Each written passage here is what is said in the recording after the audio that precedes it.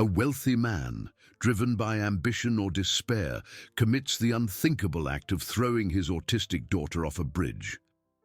But in the shadows, a raven watched every move, becoming the sole witness to a dark truth.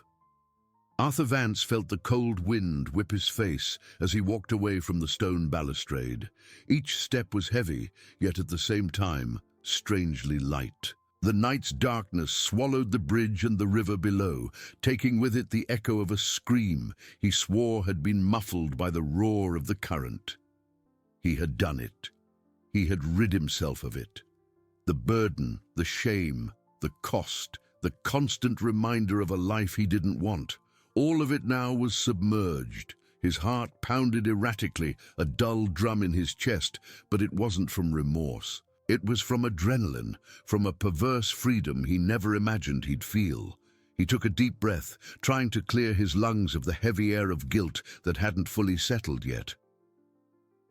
"It's over," he murmured to himself, his voice hoarse, almost unrecognizable. "Finally, it's over." He walked briskly towards his luxury car, parked a discreet distance away. The key trembled slightly in his hand as he tried to open the door. A small, nervous spasm he attributed to the cold. Inside the vehicle, the silence was deafening, broken only by the soft hum of the engine he started. He warmed his hands on the leather steering wheel, feeling the heat spread, a vain attempt to warm his frozen soul. As he prepared to shift into gear, a dry, metallic sound made him jump, a distinct clink, like something small and hard falling onto the windshield. Arthur looked up, annoyed. A branch? A stone? No. Perched on the car's hood, right in front of the windshield, was a raven. It wasn't an ordinary raven. Its feathers were such a deep ebony they seemed to absorb the night's meager light, and its eyes, small points of sharp intelligence, fixed on his with a disturbing intensity. The bird didn't move, it just watched him. And then Arthur saw what the raven had dropped. It was a brooch. Not just any brooch, but the silver butterfly-shaped brooch his daughter Sophia always wore. A gift from her mother, the only thing Sophia allowed anyone to touch on her clothes without a panic attack. The brooch he himself had taken from her coat moments before, in a mechanical gesture, before the act. He had tucked it into the inner pocket of his jacket, intending to throw it away later, as if it were just another piece of debris from a life he wanted to erase. But now, there it was, glimmering faintly under the car's dashboard light, resting on the hood, a mute herald of his cruelty. Arthur's blood ran cold. He felt a knot form in his throat, a primitive terror that had nothing to do with law or human punishment. It was something deeper, more visceral. How had that brooch gotten there? He was sure he had put it away. And the raven, those eyes, they weren't those of just any animal. There was an understanding, a silent condemnation, an almost human intelligence. The raven tilted its head, as if reading the confusion and dread in Arthur's eyes. Then, with a single loud caw that echoed in the night stillness, the bird flapped its wings and took flight, disappearing as quickly as it had appeared, leaving Arthur alone in the darkness, with the butterfly brooch as undeniable proof of his crime. Silence returned, but now it was different. It was no longer the quietude of freedom, but the crushing weight of truth, the truth that the raven, that Gothic witness, had brought back to him.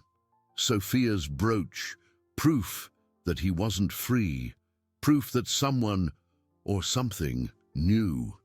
And the game, he realized with a shiver that ran down his spine, was just beginning. The silence that followed the raven's departure was heavier than any sound. Arthur Vance remained paralyzed, his hands still on the steering wheel, his eyes fixed on the silver butterfly brooch resting on the hood. It wasn't a trick of the light, nor a hallucination. It was real. The cold, polished metal reflected the faint dashboard light, a macabre beacon in the darkness. "No, it can't be," he whispered, his voice a mere thread. His mind, once so focused on the perfect execution of his plan, now spun in a whirlwind of disbelief and terror. How? How had that brooch, which he had so carefully tucked into the inner pocket of his jacket, gotten there? And the raven, those eyes, the intelligence, the condemnation. A shiver ran down his spine, colder than the bridge's wind. It wasn't just the fear of being discovered, but an older, more primal dread. It was as if nature itself, or something beyond it, was turning against him. The raven wasn't a mere animal. It was a herald, a messenger of a truth he was trying to bury. With a trembling hand, Arthur reached out and opened the car door. The cold night air hit him, but he barely felt it. His eyes didn't stray from the brooch. He got out of the car, his feet heavy, and walked to the front of the vehicle. There it was, the silver butterfly, an innocent symbol that now seemed stained with invisible blood. He hesitated for a moment, his hand hovering over the object. To pick it up would be to admit its existence, its inexplicable presence. Not to pick it up would be to leave it there, a glaring piece of evidence, an invitation to chaos. With a sigh that seemed to tear his chest, Arthur picked up the brooch. The metal was icy in his fingers, but the sensation was one of burning. It was Sophia's brooch, the last tangible link to the daughter he had thrown into the abyss. He squeezed it in his palm, feeling the sharp edges of the silver. What to do with it now? Throw it in the river, but what would stop the raven from bringing it back? Or worse, from leaving it somewhere someone would find it? The idea that the raven might be watching, waiting, made him feel naked, exposed. Arthur returned to the car, the brooch still clutched in his hand. He started the engine again, but the feeling of freedom had completely evaporated. Every shadow seemed to harbor a pair of black, intelligent eyes. Every rustle of leaves was the beat of wings. He shifted into gear and drove, but he was no longer the same man. The road that once seemed to lead to freedom now felt like a dark, dead-end tunnel. The drive back to his mansion, which normally took 20 minutes, felt like an eternity. He constantly checked his rearview mirror, expecting to see the raven's dark silhouette in pursuit. Paranoia settled in, cold and relentless. He felt hunted, even though no one else was there. Just him, the brooch, and the vivid memory of those eyes. Upon arriving at his estate, the wrought iron gates opened with a familiar creak that now sounded sinister. The mansion, imposing and isolated, which once represented his success and security, now seemed like a mausoleum. He parked the car in the underground garage, the concrete silence echoing his own accelerated heartbeats. He went up the stairs to the living room, the house's darkness swallowing him. He turned on the lights, but the brightness didn't dispel the shadow that had settled in his soul.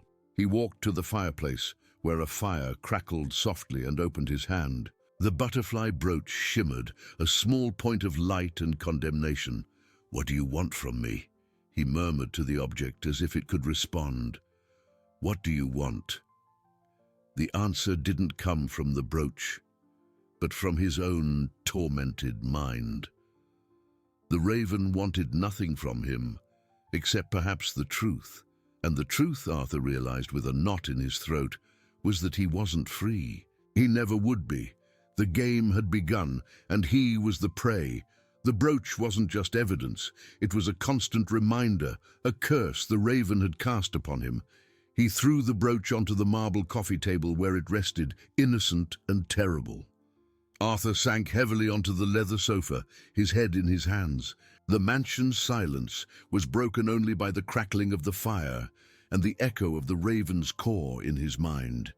He had rid himself of one burden, but gained another, far heavier, the burden of being watched, of being known, of being hunted by a truth that refused to stay buried. The night was just beginning, and Arthur Vance knew there would be no more peace for him. The butterfly brooch, now resting on the marble coffee table, seemed to vibrate with an energy of its own, a beacon of accusation in the vast living room. Arthur Vance, sunken into the leather sofa, couldn't tear his eyes away from it. The silver gleam was no longer innocent. It was a mirror reflecting the darkness of his soul. "It's not real," he whispered, his voice hoarse, almost inaudible. He tried to convince himself it was a trick of the mind, the day's stress, the guilt finally catching up to him. But the image of the raven's eyes, deep and intelligent, etched into his memory, disproved every attempt at rationalization. That creature was no mere animal. There was an intent, a condemnation in its gaze that transcended human understanding. He reached out, hesitant, as if the brooch might sting him.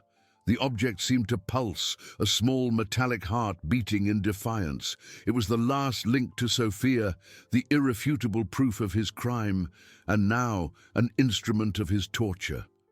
What did the raven want?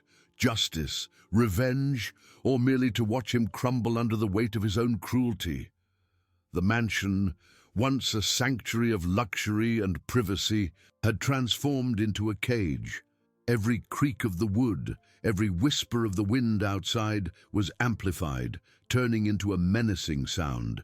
He stood up abruptly, walking to the window overlooking the dark gardens. The night was a dense cloak, dotted only by the distant city lights.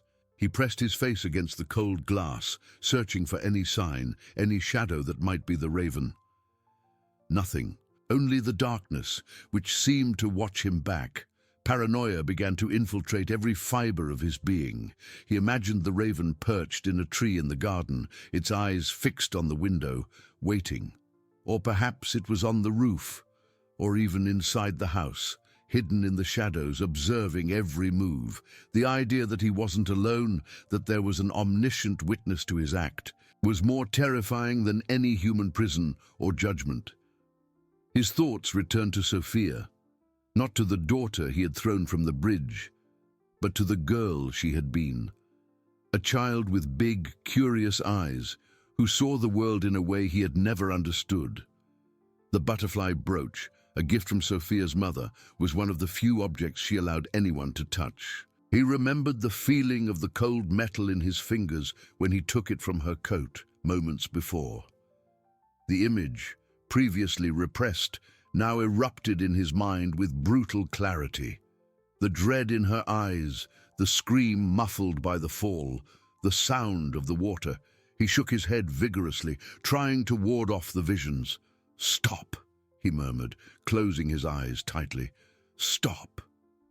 He returned to the sofa, the brooch still there, untouchable, defiant.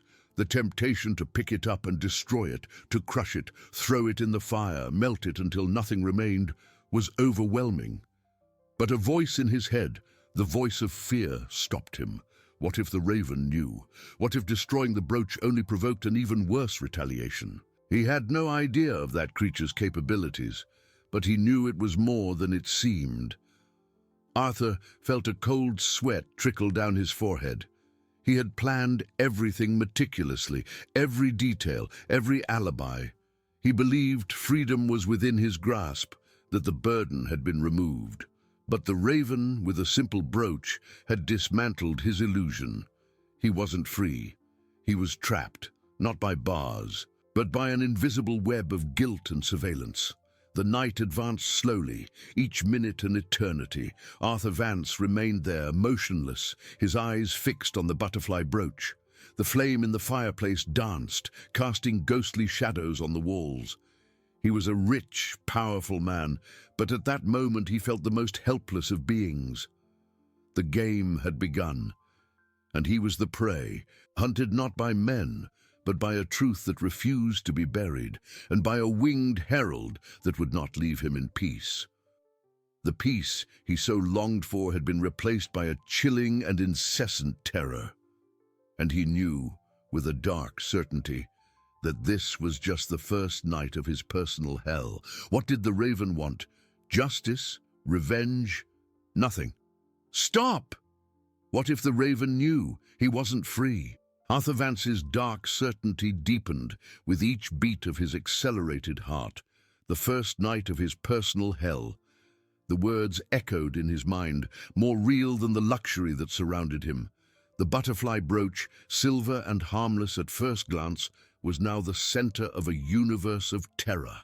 He couldn't tear his gaze away, trapped by an invisible force, a morbid gravity that pulled him into the abyss of his own conscience. "This can't be happening," he whispered again, his voice a mere thread of sound. His throat was dry, scratchy. He stood up, not to go to the window again, but to distance himself from the object. Each step was heavy, as if the very atmosphere of the room was dense with accusation. He walked to the mahogany bar, poured a generous whiskey into a crystal glass, and swallowed it in one gulp, feeling the liquid burn in his chest. It brought no relief, only an even greater sense of emptiness. The mansion, once a refuge of silence and order, now seemed to conspire against him. Shadows danced on the walls to the rhythm of the fireplace flames, transforming familiar objects into menacing figures. A creak upstairs, the cracking of old wood, the whisper of the wind through the window gaps. Each sound was amplified, distorted, turning into a warning, a reminder of the raven's omniscient presence. He felt the creature's eyes, not just in the garden, but in every corner of the house, penetrating the walls, watching him. Paranoia was a rapidly spreading poison. Arthur tried to concentrate, to think logically. It was an animal, after all. An intelligent bird, yes, but a bird. How could a raven know? How could it have intent? But the image of those deep, black eyes, the way it had watched him on the bridge, the precision with which the brooch had been left there, disproved any attempt at rationalization.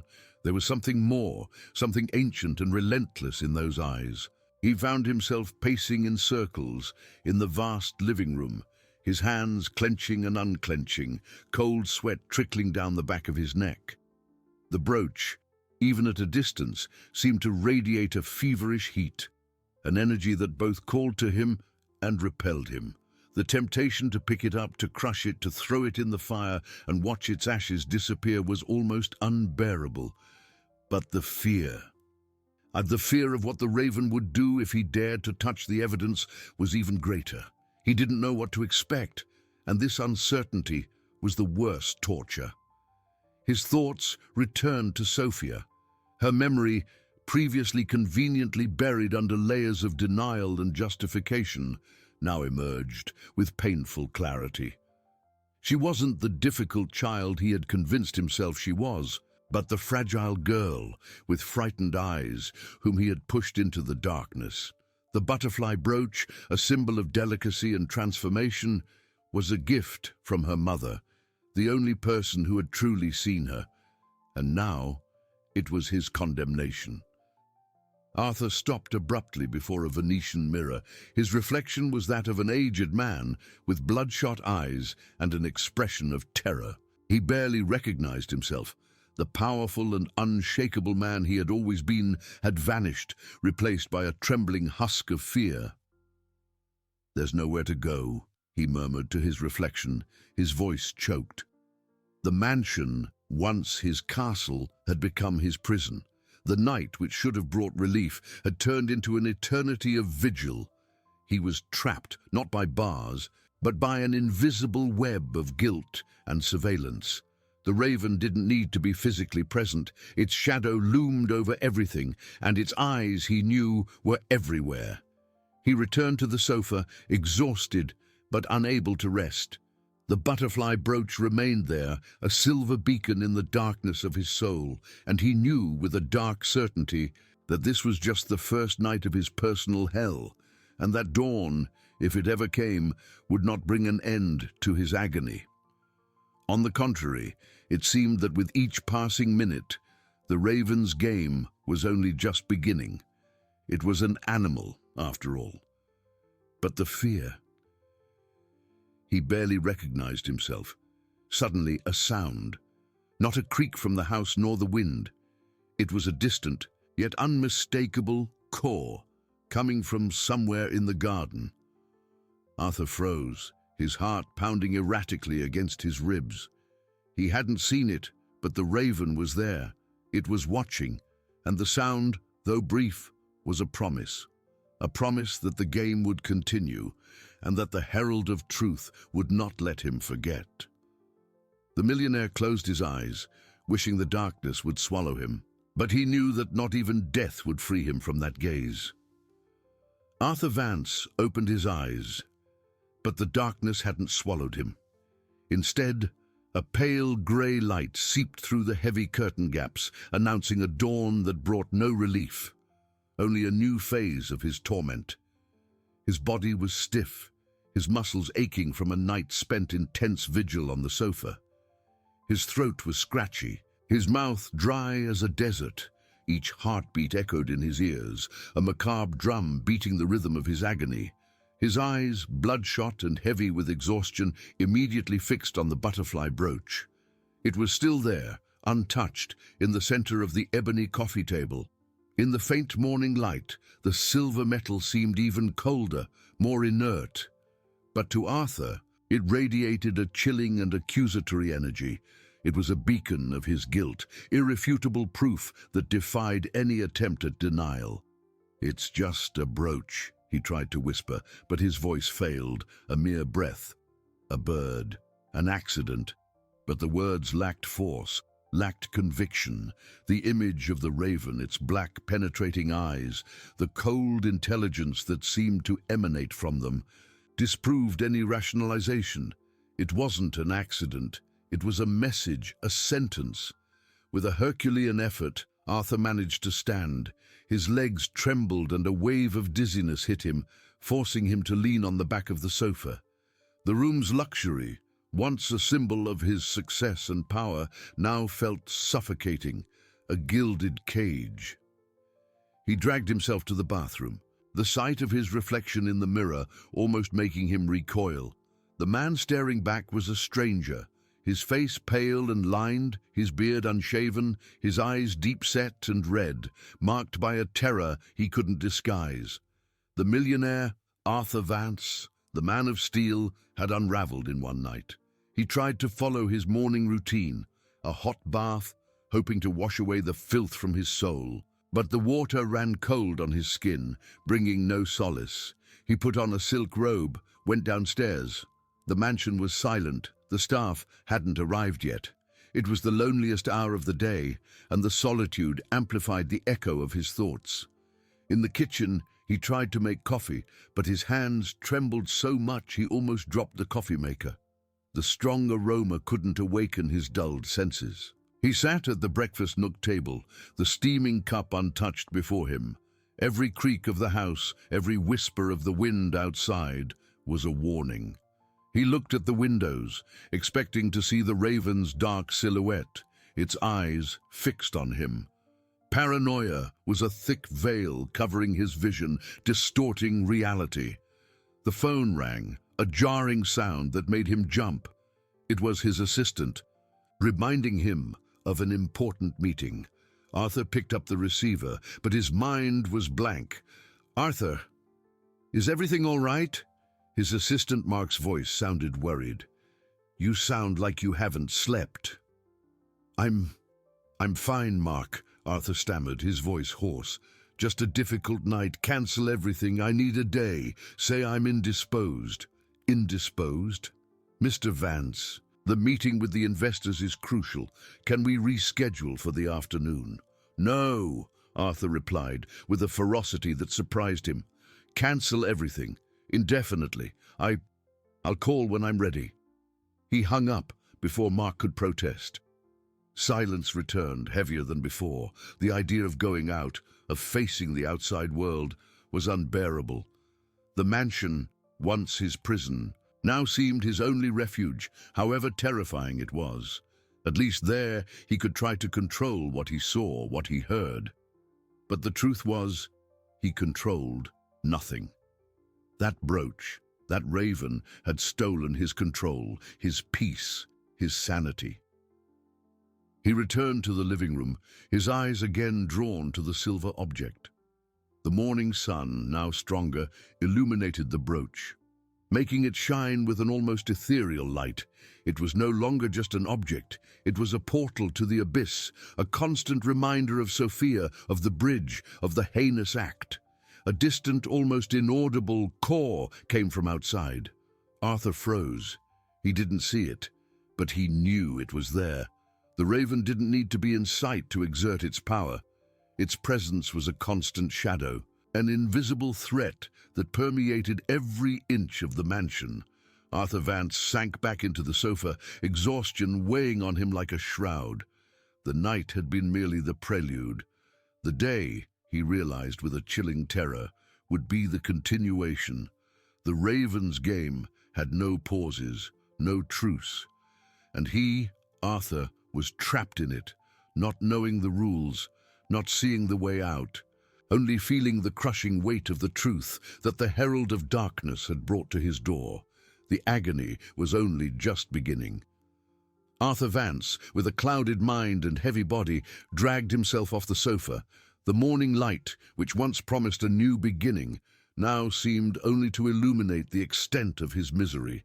Every muscle protested, every nerve was raw. He hadn't truly slept. He had merely dozed in a limbo of waking nightmares, where the raven's black eyes and Sophia's face mingled in a macabre dance. He approached the coffee table, where the butterfly brooch rested. It was no longer an inanimate object. It was an eye watching him, a mouth whispering accusations. The silver gleamed, cold and relentless. Arthur reached out hesitant, wanting to touch it. Perhaps to prove to himself that it was real, that it wasn't a hallucination of his disturbed mind. But his hand stopped in midair, inches from the metal. An invisible barrier of fear and repulsion prevented him. To touch that brooch would be like touching guilt itself, and he didn't have the courage. "What do you want from me?" He hissed at the object, his voice hoarse and broken. The mansion's silence answered, a silence that seemed to mock him. Hunger, a sensation he barely recognized, began to gnaw at his stomach. He needed to eat. He needed to think. But how to think when his mind was a whirlwind of images and sounds?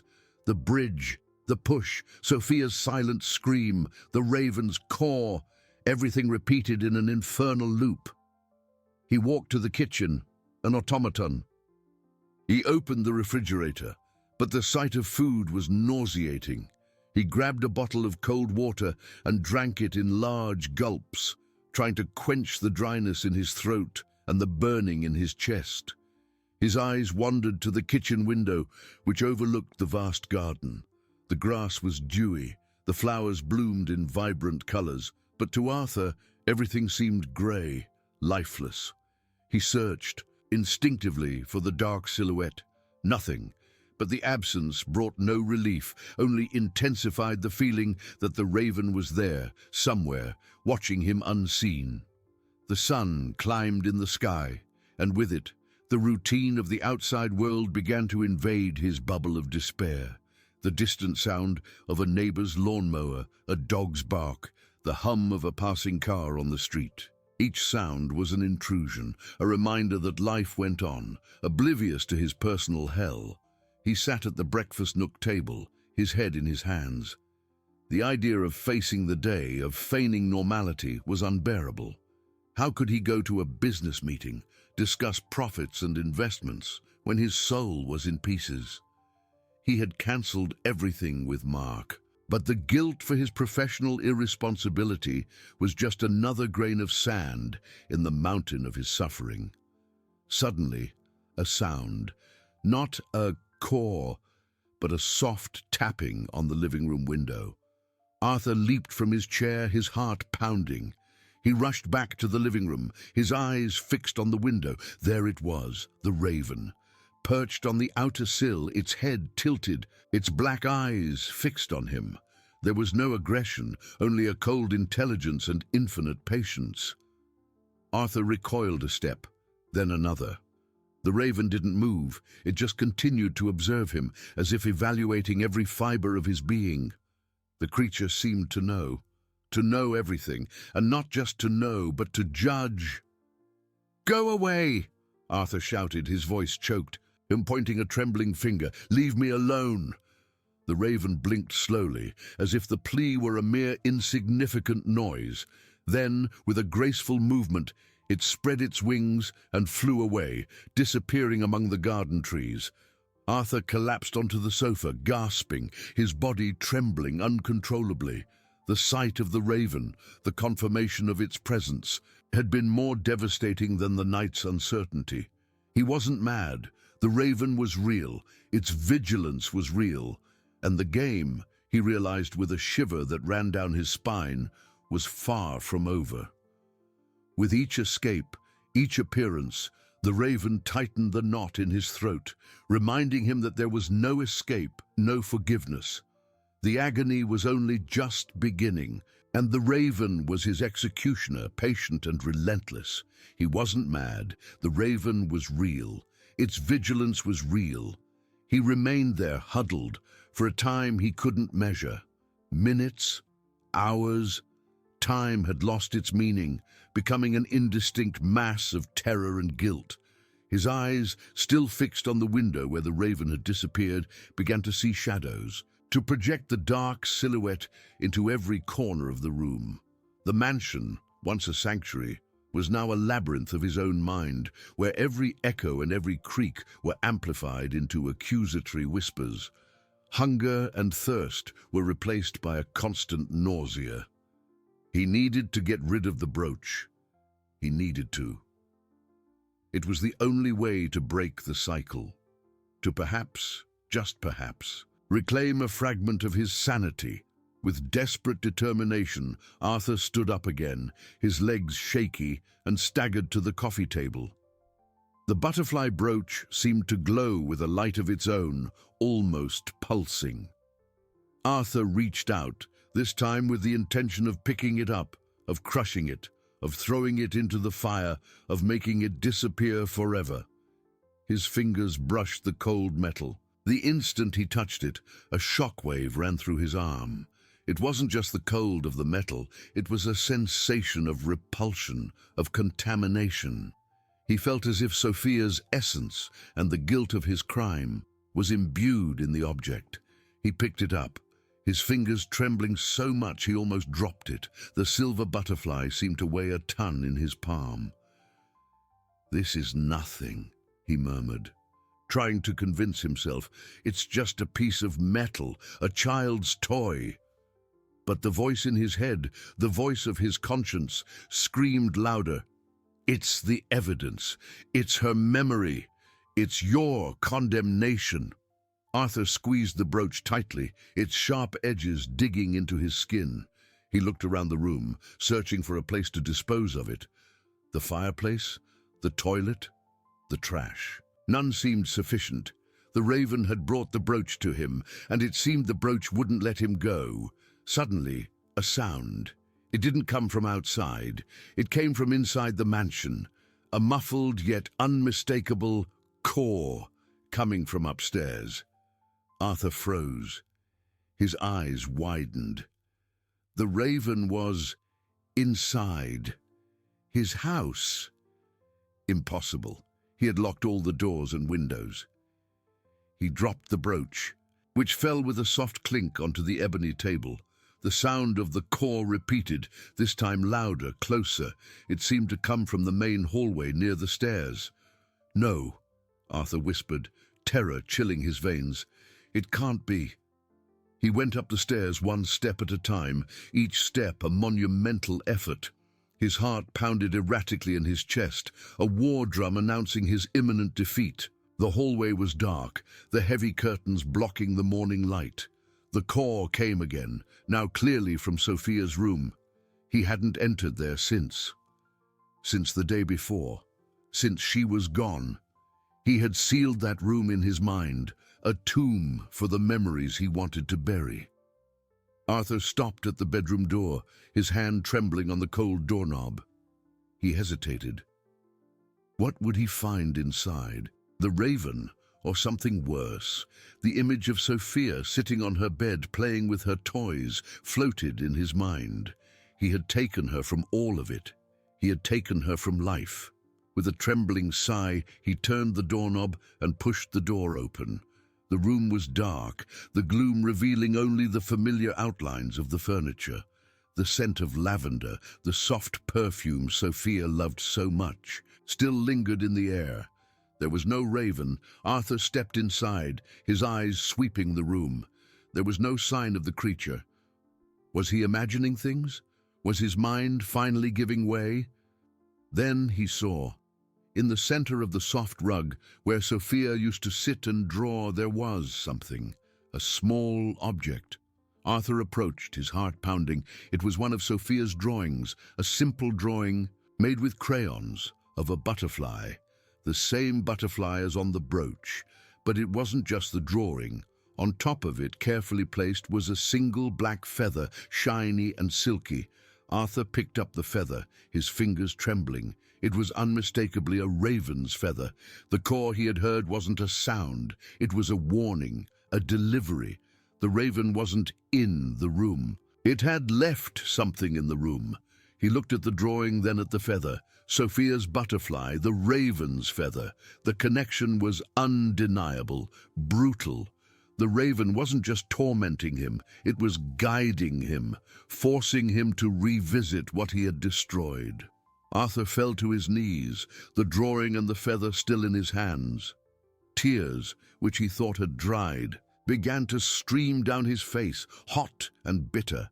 They weren't tears of sadness for his daughter, but of pure terror and despair for himself. The raven didn't just want his guilt, it wanted his soul. And it was succeeding. The game had no rules, only a relentless player and a victim drowning in his own hell. Arthur remained there, kneeling on the soft rug, the crayon drawing and the black feather in his trembling hands. Tears streamed down his face, no longer like a river, but like torrents washing away any remnant of his old life. The innocence of the butterfly drawn by Sophia, with its clumsy wings and vibrant colors, contrasted brutally with the silky darkness of the raven's feather that covered it. It wasn't just a feather. It was a signature, a declaration. "No, it can't be," he whispered, his voice choked, barely audible. His mind refused to accept the logic behind that act. An animal couldn't be so deliberate, so cruelly intelligent. But the brooch, the appearances, the cause at the right moment, and now this. There was no denying it. The raven wasn't an ordinary creature. It was a herald, a judge, an executioner. He squeezed the drawing and the feather, feeling the fragility of the paper and the lightness of the feather, but the weight on his soul was unbearable. The raven wasn't just tormenting him with guilt, it was forcing him to confront Sophia's memory, the innocence he had destroyed. The room, once a sanctuary of memories he tried to seal away, was now a stage for the truth, a truth delivered by a winged messenger. "What do you want from me?" he cried into the void, his voice echoing in his daughter's bedroom walls. "I've already lost everything. I killed her. Isn't that enough?" Silence was the only answer, a silence that seemed to absorb his words, turning them into another brick in his prison of despair. He looked at the feather, then at the butterfly. Sophia's butterfly, a symbol of her fragile and beautiful soul, now marked by the shadow of death, by the raven's feather. The raven wasn't just tormenting him, it was guiding him, forcing him to revisit what he had destroyed, to feel the pain he had inflicted. Arthur tried to stand, but his legs gave way. He fell back onto the rug, his body trembling uncontrollably. The mansion, once a refuge of his power and wealth, was now a labyrinth of his own mind, where every echo and every creak were amplified into accusatory whispers. He needed to get rid of it, of the feather, the drawing, of everything that linked him to that hell. With desperate determination, he crawled to Sophia's bedroom wastebasket, a small wicker basket decorated with flowers.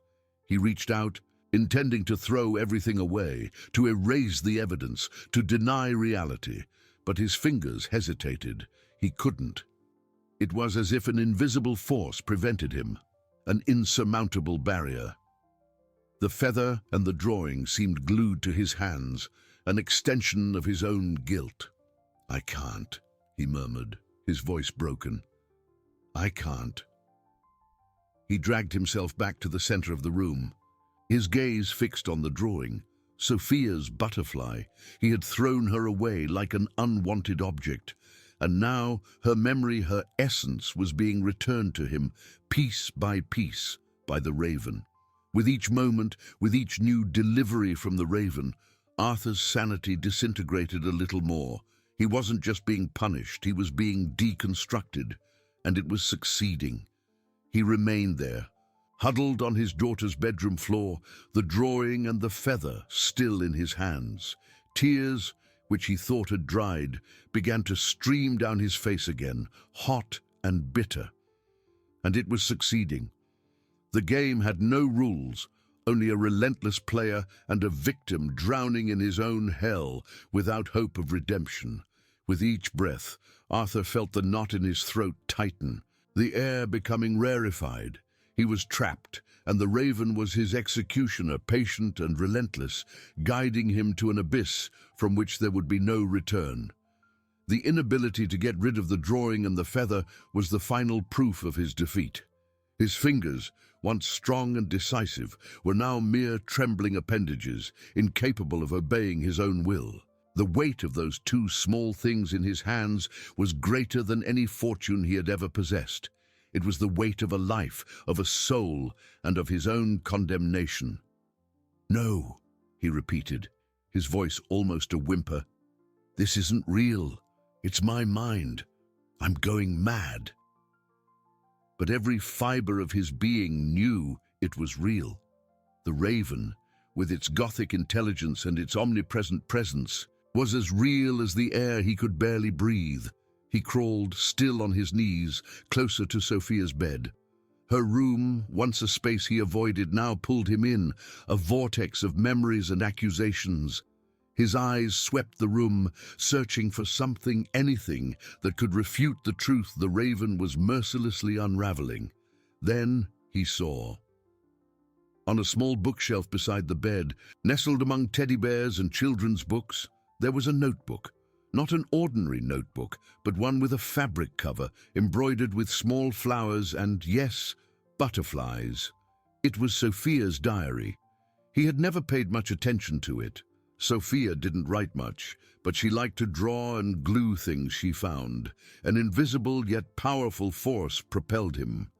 He reached out, still holding the drawing and the feather, and picked up the diary. The fabric was soft beneath his fingers, a cruel contrast to the hardness of his heart. He opened it with hesitation, as if he feared what he would find. The first pages were filled with simple drawings, flowers, trees, the sun, and many butterflies, butterflies of all colors, some flying, others perched on imaginary flowers. Arthur felt a pang in his chest. It was her innocence, the purity of her worldview that he had crushed. He leafed through the pages, his fingers trembling. Then, on one of the last pages, he stopped. There was no drawing. There was a collage, a photo. It was a picture of him. Arthur, smiling, holding Sophia on his lap, on a sunny day in the park. A distant memory, from before his heart had turned to stone. Beside the photo, Sophia had glued a small black feather, exactly like the one in his hands, and below it, in large, clumsy letters, she had written a single word. "Daddy." Arthur choked. The feather, the raven, the photo, the word. The connection was brutal, undeniable. The raven wasn't just tormenting him with guilt. It was forcing him to see the world through Sophia's eyes, to feel the love she had for him, the love he had betrayed. The feather in the photo wasn't a premonition. It was the raven's constant presence, watching all along. He dropped the diary, which fell softly onto the rug. The butterfly drawing and the black feather were still in his hands, now weighing even more heavily. The image of the feather in the photo, the word "Daddy," written by his daughter's hand, tore away the last veil of denial. She "She loved me," he whispered, his voice choked with pain and shock. It wasn't the pain of a father who had lost his daughter, but the pain of a man who realized the depth of his own depravity, the extent of the love he had thrown away. The raven didn't just want his guilt. It wanted Arthur to feel Sophia's pain, her innocence, her betrayal. And it was succeeding. Arthur fell to his side, his body convulsing in dry sobs. The tears were no longer of terror, but of an abyssal despair, of a guilt that consumed him from the inside out. He had rid himself of one burden, but had gained a hell. And the raven, his winged executioner, was there to ensure he never escaped. The mansion was silent, but for Arthur, Sophia's room echoed with her laughter, with her butterfly drawings, with the word "Daddy," and above all, with the raven's relentless caw, a sound that now seemed to come from within his own soul, a constant reminder that he was condemned. He remained there, huddled, his body trembling, Sophia's diary lying beside him, open to the page with the photo and the feather. His hand still clutched the butterfly drawing and the black feather, now damp with sweat and tears. The air in the room felt dense, heavy, as if every molecule was charged with Sophia's pain and Arthur's guilt. He tried to breathe deeply, but his lungs refused to expand, suffocated by an anguish that went beyond the physical. "She loved me," he repeated, his voice hoarse, almost inaudible. The phrase was a lament, a late and excruciating recognition of a truth he had conveniently ignored for so long. The image of the feather in the photo, glued with such affection by his daughter's hand, was a final blow. It wasn't just a raven's feather, it was the feather, the same one he had found in so many places. The same one the raven used as its calling card. The raven hadn't appeared only after the crime, it had been there, watching, all along, a silent shadow in Sophia's life, a premonition that Arthur in his arrogance had never noticed. A chill ran down his spine. The raven wasn't just an avenger, it was an ancient witness, a guardian who had waited for the right moment to unfold its justice. Arthur felt the bird's eyes on him, even though there was no visible raven in the room. The presence was palpable, chilling, penetrating every corner of his mind, exposing every thought, every regret. He crawled, still on his knees, to Sophia's bed. The soft mattress, the comforter with cloud designs, the teddy bears lined up on the headboard. Everything seemed untouched, waiting for her. But she wouldn't return, and guilt, like a corrosive acid, burned him from the inside out. He hugged one of the teddy bears, a plush rabbit with floppy ears, and buried his face in its soft fur, seeking a solace he knew he would never find. The scent of vanilla and talcum powder, Sophia's gentle perfume, still permeated the fabric, and Arthur sobbed, a guttural sound that seemed to tear his throat. "I am a monster," he whispered to the rabbit, to the empty room, to the invisible raven. "I threw her away. I killed her." Suddenly a sound, not a caw, but a faint scratching at the window. Arthur abruptly lifted his head, his heart pounding. He looked at the window, expecting to see the raven's dark silhouette, but there was nothing. Only the night's darkness outside, dotted by the distant city lights. He squinted, trying to discern something in the gloom, but the glass reflected only his own distorted face, pale and marked by tears. The sound repeated, louder this time. Scratch, scratch. It wasn't at the window, it was at the door. Arthur froze. He was alone in the mansion. The staff had been dismissed days ago, unable to bear the oppressive atmosphere that had settled. No one should have been there. The sound stopped. A heavy silence settled, more terrifying than any noise. Arthur held his breath, listening intently, every nerve in his body on high alert. He waited, the plush rabbit still clutched against his chest, the drawing and the feather still in his trembling hands. Then a new sound, a sound that made his blood run cold. The unmistakable sound of small claws scraping on the wooden floor of the hallway, slowly approaching Sophia's bedroom door. Click, click, click. It wasn't human. It was the Raven. Arthur tried to stand, but his legs were numb, pinned to the floor by paralyzing terror. He recoiled, dragging himself behind the bed like a frightened child.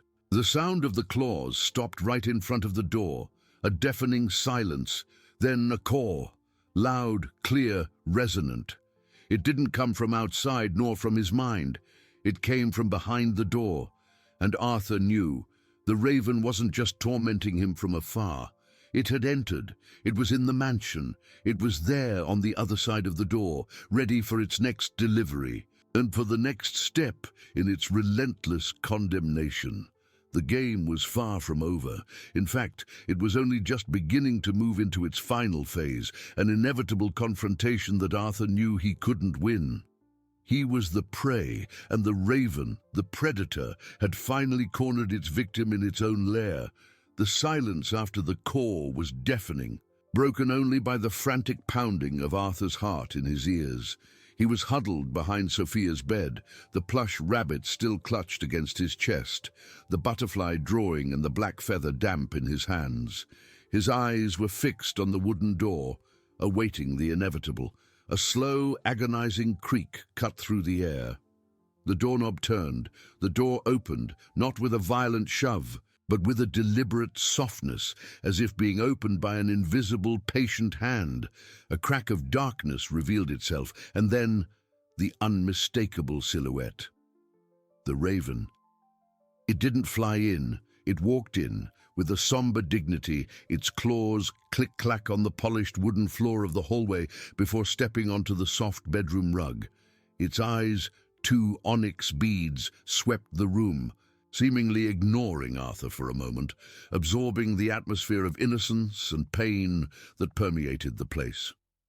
Arthur felt a chilling shiver run down his spine. It wasn't an ordinary animal. It was an entity, a judge, an executioner.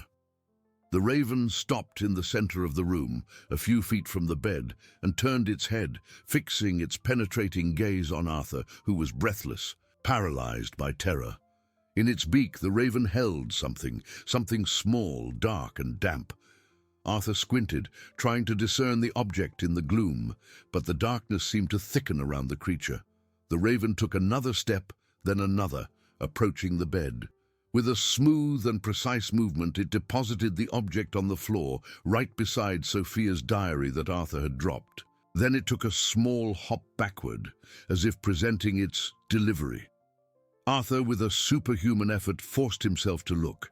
The faint light entering through the window was enough to reveal the object's shape. It was a small, silver locket, heart-shaped, with a delicate butterfly engraving. It was dirty with mud and algae and exuded an unmistakable smell of river water. The locket Sophia wore. The locket he himself had given her on her 5th birthday, with a photo of him and her inside. The air was ripped from Arthur's lungs. He didn't need to open it to know what was inside. The image of that locket, which he thought had disappeared forever in the dark depths of the river, reappearing there, brought by the Raven, was the final, irrefutable proof. "No, it can't be," he whispered, his voice a mere thread. The Raven tilted its head, as if listening, understanding every fragment of his despair. Its eyes gleamed with a cold and ancient intelligence. Arthur dropped the plush rabbit, the drawing, and the feather falling from his numb hands. He dragged himself out of his hiding place, his knees scraping the rug, and reached out a trembling hand for the locket. His fingers brushed the cold, damp silver. The smell of the river was strong now, mixed with the gentle perfume of Sophia's room, creating a nauseating dissonance. He picked it up. It was heavy in his hand, not from the metal, but from the weight of his guilt. The mud and algae on its surface were a silent testament to the abyss where he had thrown his daughter. He opened it with clumsy fingers. Inside, two small photos, blurred by the water, but still recognizable. He and Sophia, smiling. A memory of a time when he was still capable of love. She was wearing this, Arthur stammered, tears streaming freely down his face, mixing with the cold sweat. She was wearing this when I... He couldn't finish the sentence. The image of Sophia, small and fragile, falling into the darkness, with that locket clutched against her chest, tore his soul. The raven took a step forward, and then a low, guttural caw echoed in the room. It wasn't a sound of triumph, but of a deep and inevitable condemnation. It was the sound of judgment, delivered by a witness who could not be bribed nor silenced. Arthur fell to his knees, the locket still clutched in his hand, his face buried in the soft rug. He was no longer fighting madness, he was drowning in it. The raven's presence was overwhelming, an invisible weight that pinned him to the floor, forcing him to confront every detail of his crime. "I killed her," he confessed, his voice muffled by the rug, but clear enough to fill the room's silence. "I killed her. I am a murderer." The raven watched, motionless, as Arthur disintegrated. Its mission was far from over. The confession was only the beginning. The true punishment, the true confrontation with the truth, was yet to come.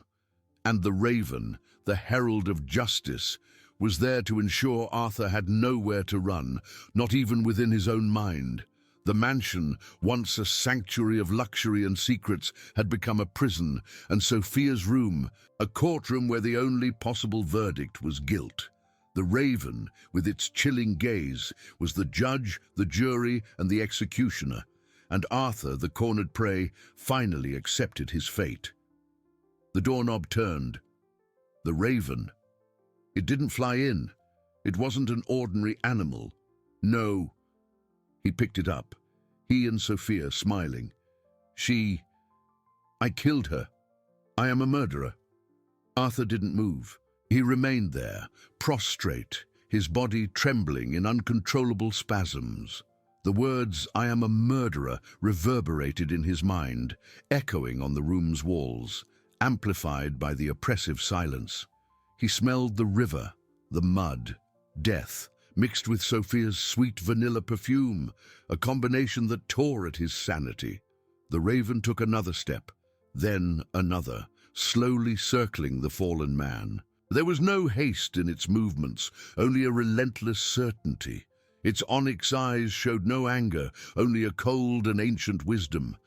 It didn't need revenge. The truth was its own retribution. Arthur lifted his head, his eyes swollen and red, fixed on the locket in his hand. "Sophia," he whispered, as if the girl were there lying beside him. "Forgive me. Please." He extended a trembling hand towards the raven, a desperate gesture of supplication. You saw everything, didn't you? From the beginning." His voice was a lament, the revelation of a truth he had tried to bury. "You are her guardian, her angel." The raven stopped, inches from Arthur's outstretched hand. It tilted its head, and an almost imperceptible gleam passed through its eyes. It wasn't compassion, but the recognition that the judgment had reached its apex. Then, with a swift and precise movement, the raven opened its beak and, instead of a caw, released a different sound. A sound Arthur recognized instantly, a sound that made him freeze with terror and despair. It was the sound of a child's cry, faint and distant, yet unmistakable. Sophia's cry. It wasn't real. It couldn't be. But for Arthur, in that moment, it was the most brutal reality he had ever faced. The sound seemed to come from within his own head, from every corner of the room, from every fiber of his being. The raven wasn't just delivering evidence, it was delivering the victim's very voice, the memory of her suffering. Arthur screamed, a primal scream of pain and agony that tore through the mansion's quietude. He cowered, covering his ears with his hands, desperately trying to muffle the sound that would haunt him forever. But the crying didn't stop. It intensified, mixing with his own sobs, with the echoes of his guilt. The raven watched for another instant, its eyes fixed on the broken man. Its mission was complete. The truth had been delivered, the judgment pronounced, and the punishment, eternal and inescapable, had been imposed. With a final deep caw, which seemed to seal Arthur's fate, the raven leaped and took flight, not out the window, but upward, towards the crystal chandelier in the center of the room. There it perched, a dark and imposing silhouette against the ceiling, its onyx eyes still fixed on Arthur. Arthur was on the floor, trembling, Sophia's cry still echoing in his mind. He looked up at the dark figure perched, and he knew. The raven wouldn't leave. It would be a permanent shadow, a constant reminder, a silent guardian of his madness. It had cornered its victim, not in a cell, but within his own mind, where guilt and remorse would be his eternal jailers. The mansion was silent again, except for Arthur's sobs and his daughter's phantom cry. And high above, the raven, the herald of truth, watched, its chilling gaze promising that Arthur would never again find peace. Justice, after all, had found its way, and it had black wings and onyx eyes.